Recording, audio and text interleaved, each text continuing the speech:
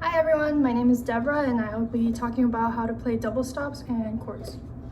So when we usually play notes on a violin, we play them one at a time, like so. Like one note at a time. But double stops are when we play two notes, so two strings simultaneously to produce a harmony. So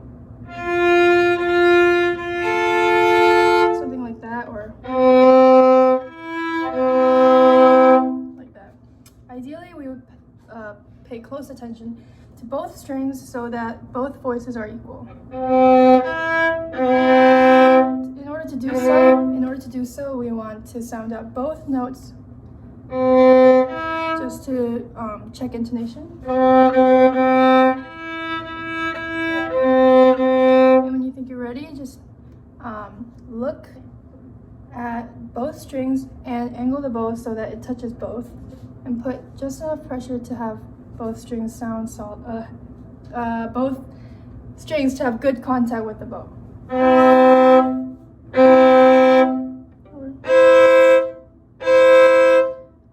So you have to be careful so that you don't put too much pressure on one string rather than the other, because you don't want to lose either the top or the bottom voice. We really want to get good and equal contact. What you wouldn't want, so it would sound like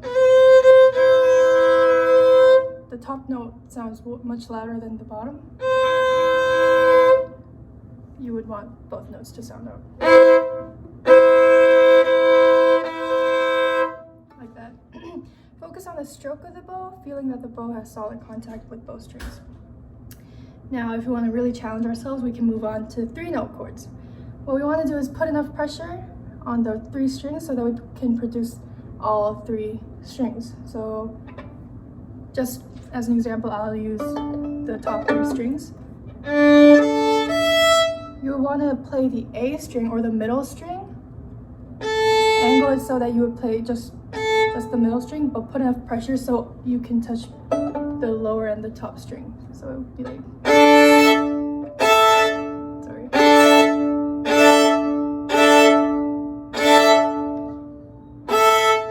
You would want to angle it onto the A here, but press it enough. It's not, since it's along a curved bridge, there is a slight curve, so you want to press down so that you push down the A so that it's level with the D and the E string. Like so. It's about finding the right placement of the bow as well as the right pressure.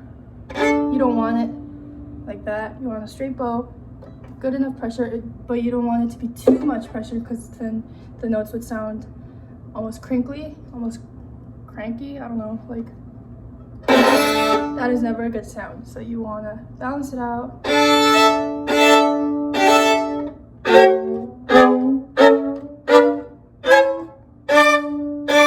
kind of like that.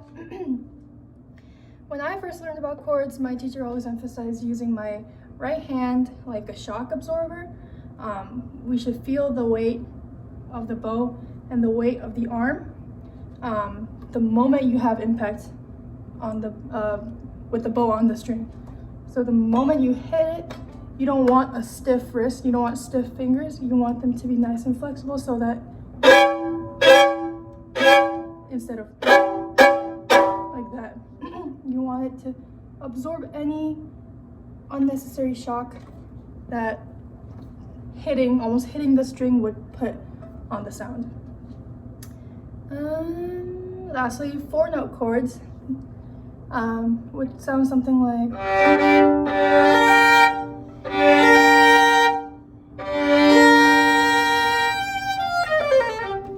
that. It would be all 4 strings in one stroke of the bow. What you want to do is to connect all 4 notes as smoothly as possible, like a instead of like, you want it all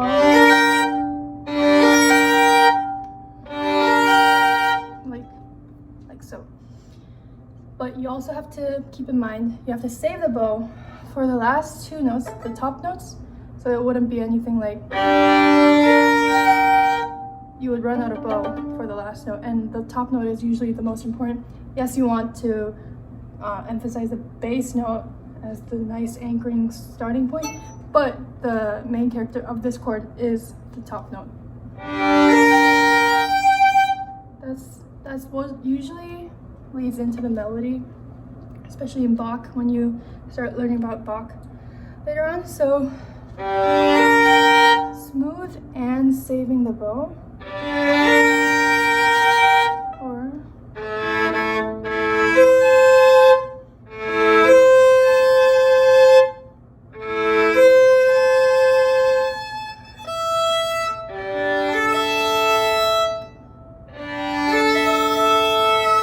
something like that.